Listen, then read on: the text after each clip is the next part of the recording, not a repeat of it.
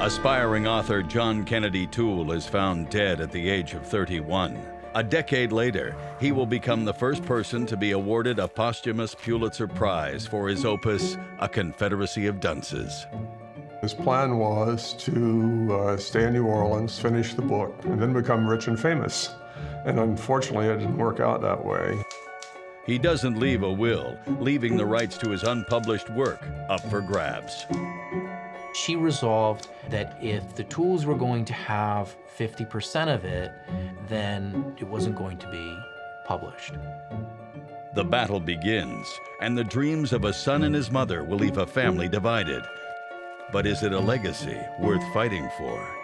The fact that so many A-list actors died while trying to make this one book into a film has led people to believe that there's a curse.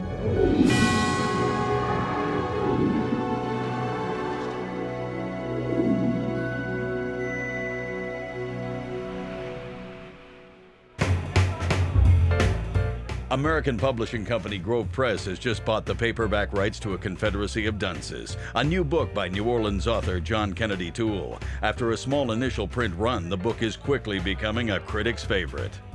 One of the things that Confederacy does so well is it recreates the local color of New Orleans.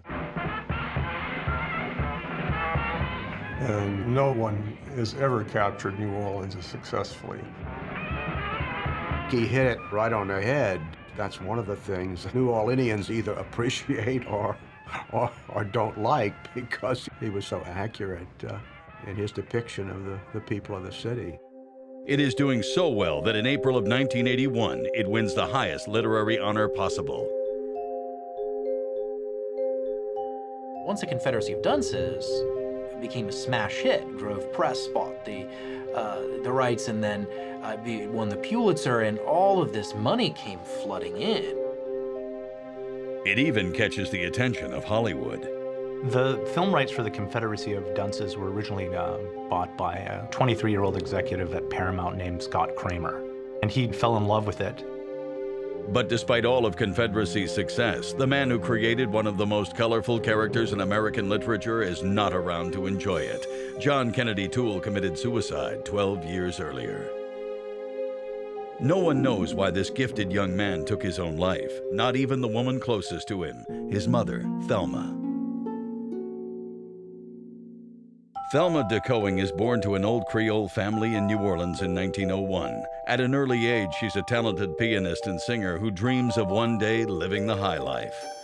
John Dewey Toole Jr., a descendant of Irish immigrants, is one of the smartest boys in his high school. Thelma marries him in 1925. He was a mathematical genius, and when they married, Thelma just assumed that he was going to make a brilliant career, and they were going to play a very important part in New Orleans society. But things don't go according to plan. Instead of pursuing a career as an engineer, her husband takes a blue-collar job. Well, as it turned out, John was brilliant, but he had no ambition. He became a used car salesman. He was very generous and kind, but he never provided enough income. And Thelma was always absolutely furious about that. Pretty early on in their marriage, it seems that the relationship started to sour a bit. Thelma felt that he had not achieved the potential that he should have, and part of that was that he had not brought in the income to live the lifestyle that she wanted to live. Even though things aren't going well, Thelma desperately wants a baby. For over a decade, they try to conceive, but doctors tell her she will never be a mother. She doesn't give up, and at the age of 36, Thelma finally gets the good news she's been praying for. She's pregnant. And in a lot of ways, he was kind of a miracle baby. John Kennedy Toole is born on December 17, 1937. After the disappointment of her husband, Thelma throws all of her hopes into Ken. Well, Thelma's relationship with her son, Kenny, is what they called him when he was born. She was enamored with him. She had not been pregnant for the first 10 years of their marriage. There's a great story that Ken used to tell, and that was that one day She was at a party, she had a few drinks, she slipped on some stairs, and whatever was preventing her from motherhood was dislodged. And she got pregnant shortly after that. And he sort of reveled in this accidental origin of his existence. Really from day one, she saw him as a genius. I mean, she talks about him from the first time she looked into his eyes. She knew, not just beautiful, he was a genius. As I have often said, I was very fond of Thelma, and I was very glad she was not my mother. Thelma becomes obsessed with honing his skills, filling his schedule with private lessons in French, drama, and etiquette. She chooses his friends and limits his contact with his Irish cousins. Thelma was starstruck from an early age. She wanted to go into the theater. She wanted to be a star. This didn't happen, and so she decided that Ken was going to be her star. Of course, when he got much older, this intensity and this compulsion to do something great was not only a motivating force, but the negative underside is that if it's not achieved, of course, then there's feelings of failure that are difficult to grapple with. That's not only personal failure, but a failure that he failed his mother and perhaps what his destiny was supposed to be. Ken turns out to be exceptionally talented in the arts, and when he declares at 15 that he wants to become a writer, Thelma is thrilled. At age 16, he finishes his first novel. The book is a secret that even his mother does not know about. 3 decades later, it will spark a family feud. He wrote the Neon Bible for a literary contest. When it didn't win first prize, he put it away and never thought about it again. Despite this rejection, Ken still nurtures a desire to become a published writer and goes on to be a top student at Tulane University before obtaining a master's degree at Columbia. In the summer of 1960, he's an assistant English professor at University of Southwestern Louisiana. It is here that he meets Joel Fletcher, who is also working at the university. As I recall, he stopped by the office and we had a nice chat, and then neither of us was very happy about being stuck in dusty, hot Lafayette for the summer. And we spent a lot of time in going out drinking in country bars, and we knew some of the same people, so we were often invited to parties, and we spent a good bit of time together that summer. He was great company. Joel and Ken would often go out drinking together at bars like Le Bon Temps Roule and Moulette's, places that are still around today. We talked about literature. We talked about Flannery O'Connor. We both admired her work, and Evelyn Waugh. And also, I often listened to Ken's imitations. He would do wonderful impersonations of people he knew on the campus faculty. Sometimes eccentric colleague Bobby Byrne would also tag along. He would later become Ken's inspiration for the central character, Ignatius J. Riley, in A Confederacy of Dunces. After that summer, Toole decides to return to Columbia in New York to pursue his doctorate. But in 1961, he gets drafted into the Army. He is sent to Puerto Rico to teach English to Spanish-speaking recruits. Ken excels in his role as an Army man, advancing to sergeant in under a year. Despite his success, he is looking for something more.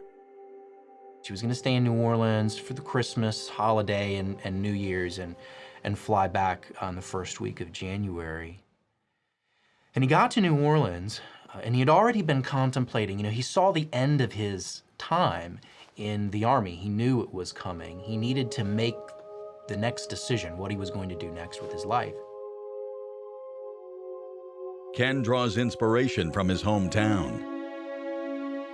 He's looking about his city and he recognizes New Orleans is one of the most beautiful cities in the world. Then he goes back to Puerto Rico. He's laying around in the sun, drinking rum, trying to think again, what is he going to do with his life? And that's when the idea for the novel finally kind of took shape, and he started writing it. Ken withdraws from the world and spends all of his free time feverishly typing away on a colleague's typewriter. He starts in February or early March. By the end of that year, he had pretty much completed the book. Set in New Orleans in the 1960s, the book revolves around Ignatius J. Riley, a 30-year-old highly educated but slothful man still living with his mother. When he's forced to find a job, he ends up interacting with many colorful characters. After Ignatius becomes a lucky dog hot dog vendor, his mother tries to have him sent to a mental institution.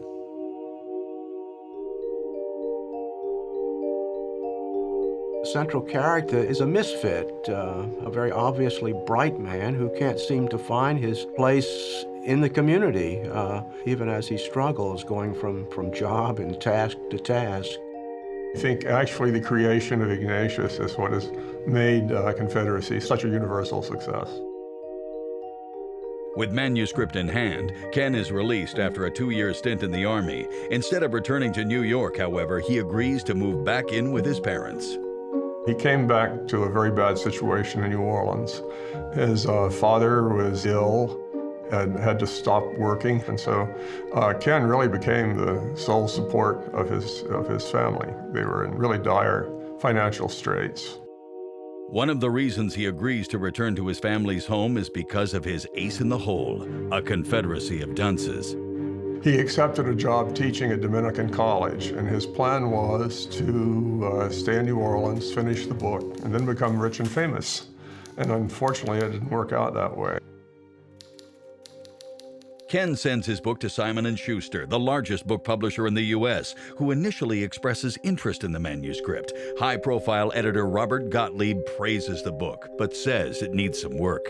There must be a point to everything you have in the book, a real point, not just amusingness that's forced to figure itself out.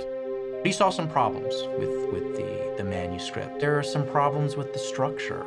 He talks about Ignatius Riley being a bit out of control. The fact that Ken just decided to send the manuscript to Robert Gottlieb because he liked the books that Gottlieb published, and that somehow the editor reads it and corresponds for 2 years without an agent acting in between them, this would be unheard of today. It suggests that clearly Gottlieb saw talent in Toole and felt there was something he could do. By this time, Ken is once again working as a teacher while pursuing another doctorate degree. Was Ken happy being a teacher? If you talk to his students, it seemed that he loved lecturing. There was a feeling that he really wanted to bring the wonderful aspects of literature to the world, but it was not how he wanted to be defined. It was not the career that he wanted. For the time being, he seems content enough working on the revisions sent by Gottlieb. He wrote me 8 letters while he was writing Confederacy and kept me up in his plans. I must say that 8 airmail letters and 1 hour-long distance call from Simon & Schuster later, I am still faced with revisions. Although I am wildly funny often, funnier than almost anyone else around, the book is too intelligent to be only a farce. Broken and leering toothlessly, I may yet be on some book jacket. Despite Ken's attempts at revisions, version after version of A Confederacy gets rejected. Gottlieb eventually writes that the book is essentially missing a plot. There is one letter that happens about a year after they start their correspondence. Gottlieb was struggling a bit to guide Ken while still offering a critique. And so the letter kind of shifts with praise to critique, and he says, you know, at this point, the novel doesn't seem to be about anything. This seemed to hit Ken very hard. It's important to recognize as well that not only was Ken opening the letters, Thelma took out the letter and started berating Gottlieb, talking about these fools in New York City and their high-rise Manhattan towers, and they just don't recognize art, especially the genius of her son. That cut him pretty deep. Ken becomes desperate and depressed, convinced his labor of love will never get published. He starts drinking, gains weight, and his normally well-kept appearance turns sloppy. While he seeks medical help for headaches, he does nothing about his depression. Paranoia sets in. The earliest indication seems to be in 1967 when a friend of his that he was stationed in Puerto Rico with came down to New Orleans, and Ken was going to show him around town, but there were some odd behaviors that Ken had. He started driving through the French Quarter, and he looked in his rearview mirror and believed that a group of Catholic schoolgirls that he taught were chasing him. He thought that somebody had stolen his novel and that people were following him, and he was showing all the classic signs of paranoia. He leaves his job, making him, like his father, a disappointment to Thelma. They argue constantly. Being a dutiful son, he felt a responsibility toward his parents, and he tried his best to fulfill it. It must have been hellish living with Thelma. She was so overpowering and so demanding. He put complete stock in the novel so he could endure the situation. But once he gave up on the novel, once it was clear that, to him at least, he couldn't edit anymore and he kind of decided just to stop, then he found himself in a New Orleans with aging parents that he had to support. I think the prospects of his life appeared grim at that point. One night in January 1969, Ken and Thelma have a particularly nasty fight. I imagine it must have been intense, it must have been heated for him to walk away from everything. He walked away not only from his parents, but from his job and from the city that he had previously said he could only live in New Orleans. There was no other place for him. Ken withdraws $1,500 from his bank account, hops in his car, and leaves town. Neither one knows it now, but this will be the last time that Thelma sees her son alive, and she will spend the rest of her life trying to establish his legacy. She thrust this manuscript in his hands and said, "You must read this work of genius by my genius son."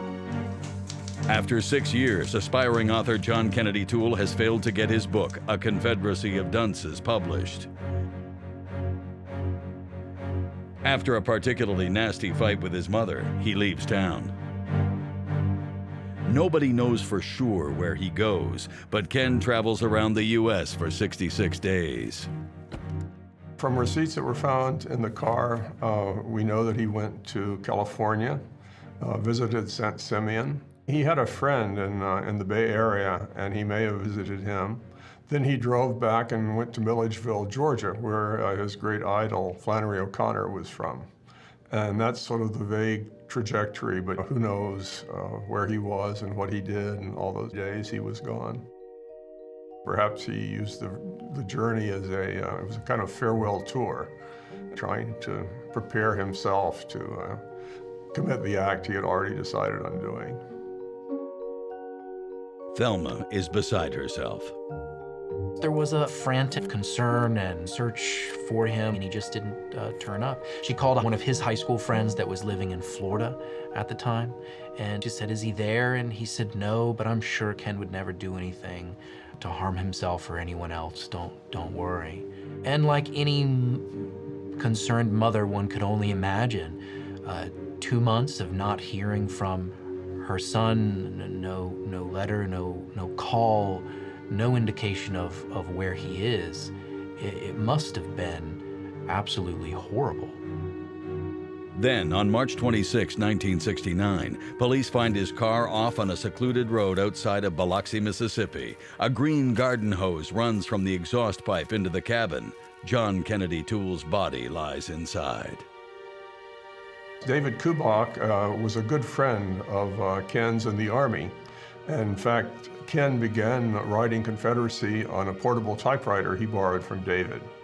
And David came to visit Ken after they got out of the Army. One afternoon, they drove across the lake and they went to Biloxi. And Ken pulled up into a lane and they sat there a few minutes, and David thought, well, this is very strange. This is an unremarkable spot. I wonder why Ken is showing me this. But of course, that turned out to be the very spot that he committed suicide in later. In the car is a note labeled, "To my parents." He wrote a note to his parents, and no one knows what's in it. And for some reason, Thelma decided to destroy it. She never reveals its contents to anyone. She told different versions to different people. She told me that it contained insane ravings. She told slightly different versions to other people. We'll never know what was in the note.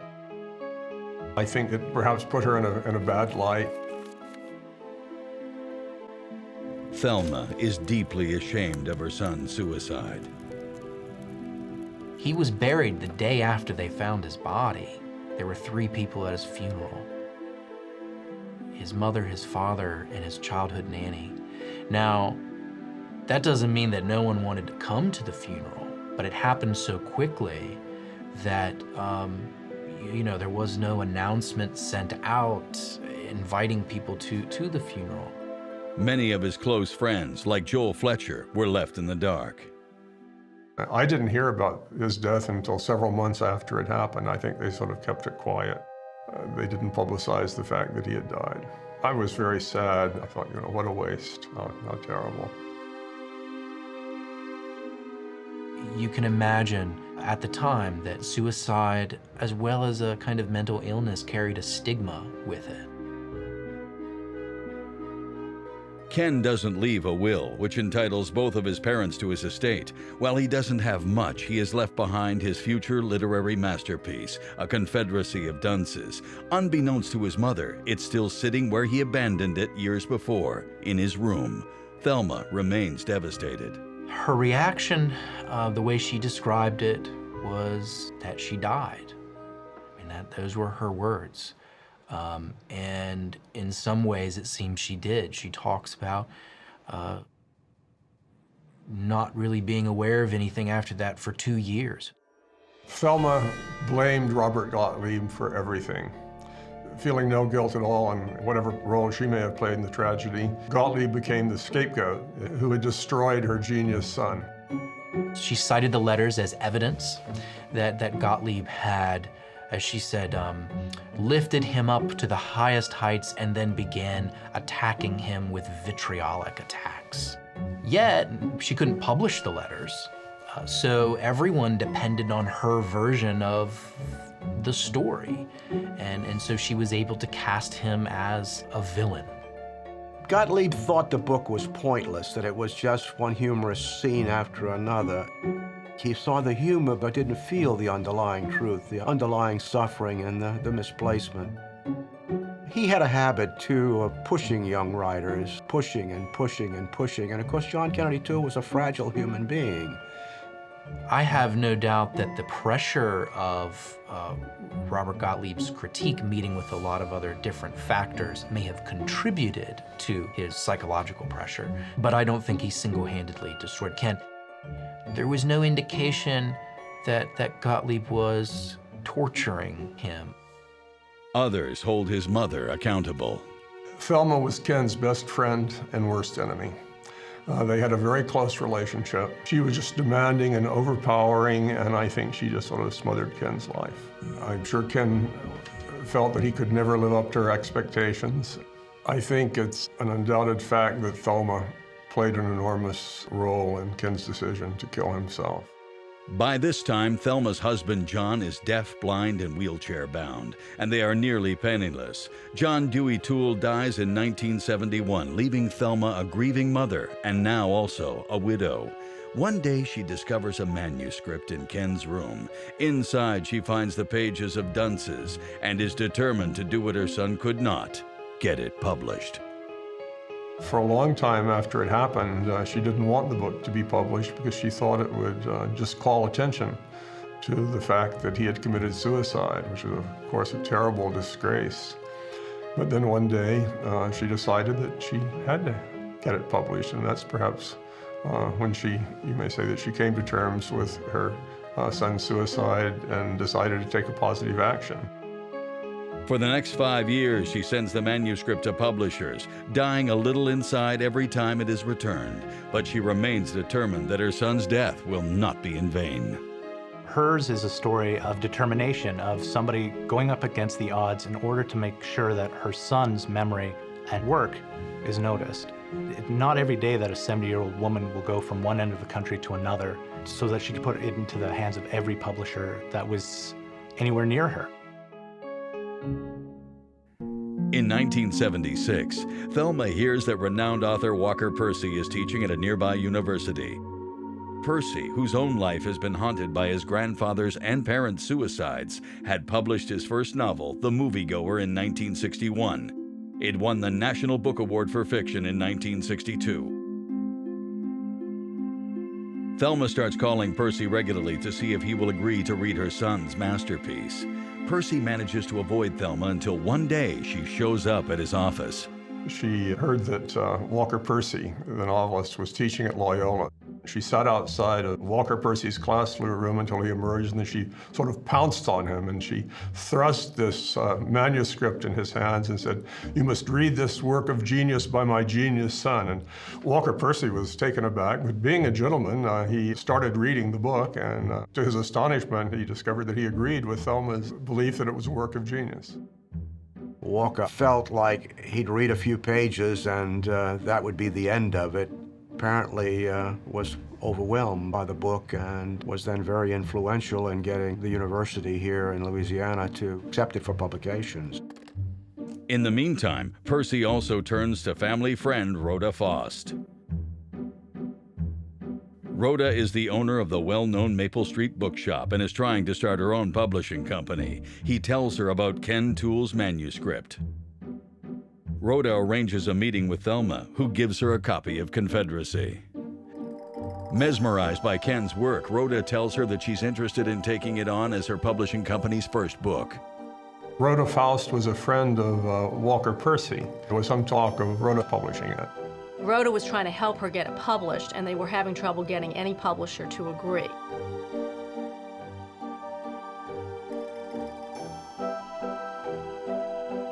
The concept was that Rhoda would publish it, but Rhoda would have to get, printing presses. And before she was able to do that, Walker Percy was able to get LSU to agree to publish the book. Even though Rhoda knew the book could help propel her publishing company's career forward, she decides to step aside. Thelma wanted to see Rhoda publish it, but Rhoda and Walker Percy agreed that they didn't want her to have to wait. Around this time, Thelma also discovers the Neon Bible, the book that Ken had written for a contest when he was 16. As if to reward her for her loyalty, Thelma tells Rhoda that she can publish it. Rhoda reads the book and falls in love with it. What Rhoda doesn't realize is that within half a year, those good tidings will be a distant memory. Instead, the two women will be embroiled in a vicious lawsuit.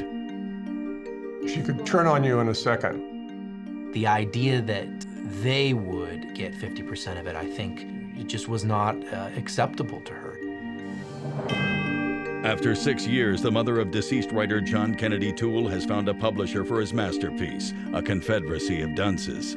But before Confederacy can be published, Thelma must convince her late husband's relatives to sign away their rights to the book. Both Ken and his father died without wills. And according to bizarre Louisiana law, which is based on the Napoleonic Code, John Toole's brother got half his estate. Under Louisiana law, when Ken's father died, if an asset was community property, then it would have been inherited by his mother, because community property is inherited by your spouse. But if it's separate property, then it's inherited by the relatives of the individual person who died. If he had done a will, I imagine he might have wanted to leave it to her, but he didn't have a will. When Confederacy was about to be published, Thelma had to get the heirs, I think there were 3 nieces and 1 nephew, the descendants of John Toole's brother, to sign away their rights. Thelma believes that if anyone should benefit financially from the book, it should be her, and her alone. She contacts her late husband's relatives. Thelma has always looked down on her husband's side of the family. Thelma Toole had a pretty negative opinion of the Toole family. Thelma came from a French Creole family. Her father was the clerk of court, I believe, in New Orleans, and knew many important people. She and her sisters were all very interested in the theater and in music, and it was a very cultivated background. In contrast to her own privileged upbringing, Thelma views the Tooles as a family of uneducated laborers. In letters, she talked about the old Toole money squeeze, where, according to her account, there were moments in their lives where the Tooles would ask Thelma and John for money, and she resented this. And in a large part, that resentment lasted for the rest of her life. She called them unworthy people. At one point, she said they're hairdressers and they're people who buy secondhand Cadillacs. Thelma approaches the Toole heirs with a contract giving her full rights to a Confederacy of Dunces. With an initial print of less than 2,000 copies, they never dream it will one day be worth a fortune. Once they had read the manuscript and they realized that it didn't say anything bad about the family or anything like that, they didn't stop the publication. They had no idea what it would become. They didn't want to prevent Thelma in any way from benefiting from that. After obtaining exclusive copyrights, Thelma is able to fulfill her dead son's wishes of seeing his book published. Good friend Joel Fletcher, who has returned to New Orleans after living in Europe, catches wind of the book's impending publication. A friend of mine called and said, a friend of yours is having a novel published. I said, who's that? She said, his name is John Kennedy Toole. I said, well, Ken has been dead for 12 years. After learning about Thelma's efforts to get Confederacy published, Joel decides to pay her a visit.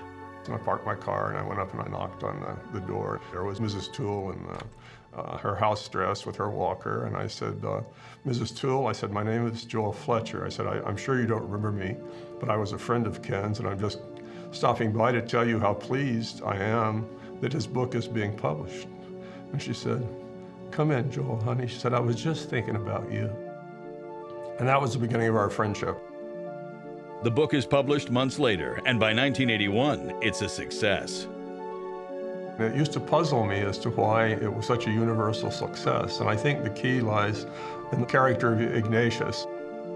Almost hard to believe that John Toole is not Ignatius Reilly, because Ignatius Reilly seems to be such a fully fleshed out person in the book. He created a great character that so many people can identify. He's one of the great characters in literature, like Don Quixote. After the book wins the Pulitzer Prize, Thelma is interviewed by the likes of the New York Times and People magazine. She's asked to appear in parades, at book signings, literary soirees, and even on talk shows. She would often use the phrase, I'm walking in the world for my son. She has finally reached her dream of becoming a part of the social elite. She accepted all invitations. She was finally admitted into all the social circles of New Orleans that she had been excluded from for so many years. And she gave a series of readings. She had memorized long passages from Confederacy, and you didn't have to persuade her to perform. But Thelma's inflated ego causes problems with Hollywood executive Scott Kramer. Back in 1980, Kramer bought the film rights to Confederacy and started the long and some say cursed journey of turning the book into a movie. The sale made Thelma rich and very demanding. He was told by Walter Percy that she was going to be problematic, and he was entirely right. Wanting to be more involved with the film process, Thelma begins contacting Kramer regularly. She caught wind of Bumbershoot Productions being in town to, I guess, look around New Orleans and maybe get a feel for the city, and they never came to see her. And when she found this out, she writes this letter to Bumbershoot and tells them how upset and offended she is that they did not even come to pay their respects to her. But in that same letter, she also says that she has 20 years of theatrical training, and she would like to be a consultant on the film and perhaps even play a part like Irene Riley.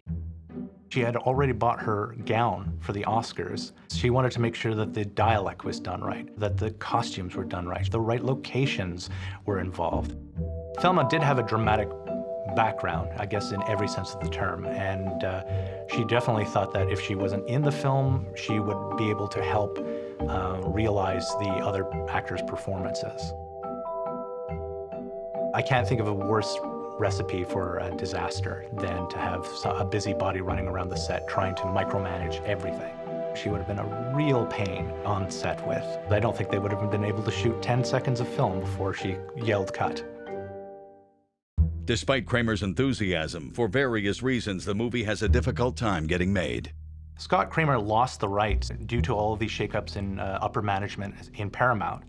After that, it went from studio to studio. Eventually, it went back to Bumbleshot Productions, which officially sold the rights back to Paramount in the early 90s.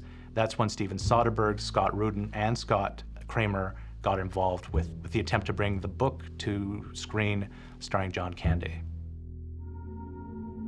Around the same time, Rhoda Foss tries to get Thelma to commit to giving her a go-ahead on publishing the Neon Bible. Thelma says she will decide who will publish the book at a later time. An undeterred Rhoda sends Thelma a letter reminding her of her promise. So Rhoda stepped aside for the Confederacy of Dunces, but she was sure that this verbal agreement that she had with the Neon Bible would be binding and was going to hold Thelma to it. Irritated by Rhoda's persistence, Thelma demands that Rhoda return the manuscript. It started as a friendship, but as with many of Thelma's friendships, it turned sour. She could turn on you in a second. Thelma also instructs Rhoda to send back the Ken and Gottlieb letters she'd lent her. Rhoda tells her that they are lost. Rhoda claimed that one of her employees dropped the envelope in the street and it was lost, and Thelma never believed that. She was very angry at Rhoda.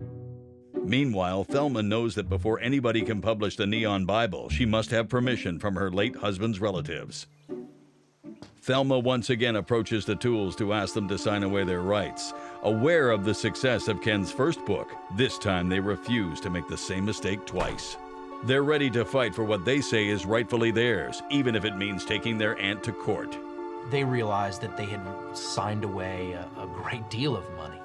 But Thelma won't go away easy. She is willing to do whatever it takes to ensure her son's legacy doesn't get tarnished by her husband's money-grubbing relatives. She wrote letters to the governor and everyone else trying to get the law changed.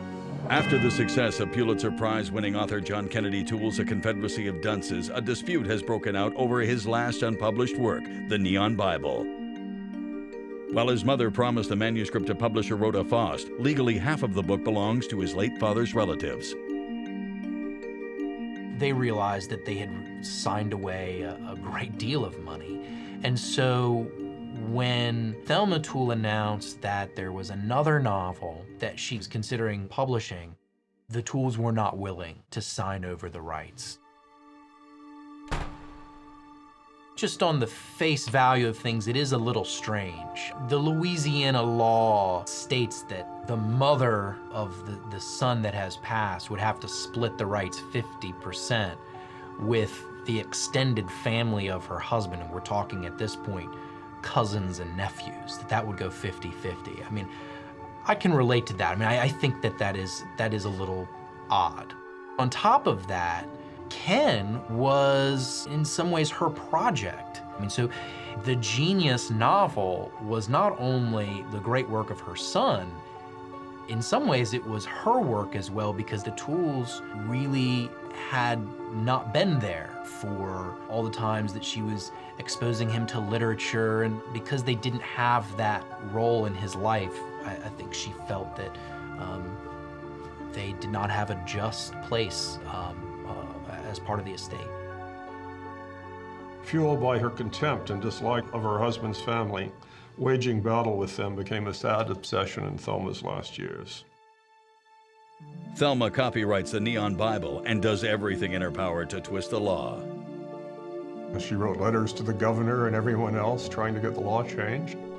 In her letter to the governor of Louisiana, Thelma writes that the surviving Tooles are ordinary working people with no sound education, no vestige of culture, and interminable quarreling in their family circles. They are basically and truly unfit to represent my son and share the fruits of his highly gifted creative ability.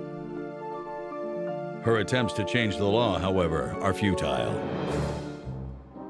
The Toole heirs launch a lawsuit while Rhoda Faust hires an attorney.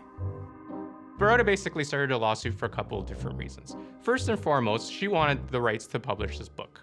Now, she didn't have a written agreement, but she had in her mind a very firm, ironclad verbal agreement that she was going to enforce. If she wasn't going to be able to publish this book, she wanted some damages, mainly $250,000, which would be compensation for her losing the rights to publish this book. Battling two lawsuits, Thelma, now 82, is growing weak. She makes Ken's childhood friend and poet Kenneth Holditch her literary executor, but her time is running out. 7 days after Rhoda Faust files her lawsuit, Thelma dies in August of 1984. She donates all of a Confederacy's royalties along with her son's personal effects and letters to Tulane University. But as promised, the Neon Bible gets left to Kenneth, along with one last dig. Thelma states in her will she does not want the Neon Bible published. She left her half of the novel to her friend, the English professor Kenneth Holditch, on the condition that he would never let it be published because she did not want her husband's unworthy relatives to profit from the genius of her son. Holditch tries to uphold his promise, but the Tooles sue the estate. Kenneth engages in a 3-year battle with the Tooles, who want to see the Neon Bible published. I've only spoken to Harold Toole, and he didn't seem to be the way that Thelma would have described the Tooles. He obviously recalled many of the things that Thelma Toole said about the family, and he was not too pleased with that. He had a sense that because it was their legal right in Louisiana to be on that estate, that they really deserved that place on the Neon Bible. By this time, Rhoda Faust has begun pleading her case in court. Verbal agreements are very difficult agreements to prove at the best of times. Typically, when you have a he said, she said argument, you're looking for collaborating evidence. Was a third party present when this verbal agreement was made? Rhoda uses evidence such as press releases and personal correspondence as proof that she had a legitimate agreement with Thelma. But the courts in Louisiana do not recognize the validity of the verbal contract, and Gerald P. Federoff of State District Court rules against Rhoda. She decides to appeal in 1987, but loses again. Rhoda ends up losing at both the trial and on appeal for a couple of different reasons. The person she was trying to enforce the verbal agreement with had passed away. She had no collaborating witnesses. After all, anybody could issue a press release saying that they were publishing a book. Even worse is the fact that the judges found Rhoda's testimony weak.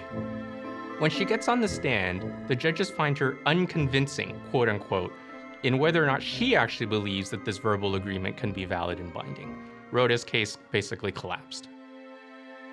The question becomes, even if Rhoda had actually won this case against Thelma, would it have actually mattered? Would Rhoda have actually won the battle but lost the war if she had actually convinced the court that this verbal agreement between her and Thelma was enforceable? After all she would have had was half the rights to publish the Neon Bible, and she would have had to go to the Toole heirs for their other half. The Tooles, however, win their case. A judge declares that the Neon Bible must either be published or the rights be put up for public auction. The Tooles, after 3 years, are successful in having a judge order the partition of the book unless the parties can come to a settlement. In other words, the judge is saying to the parties, if you don't agree on how the book should be published, then the book will be split between Thelma's estate and the Tooles, and perhaps published separately. Kenneth tried to respect her wishes, but when it came up before a judge, he said, she couldn't leave you the book because she only owned half of it. And so if you can't come to an agreement, we're going to have it, put it up at a public auction as if it were a piece of real estate.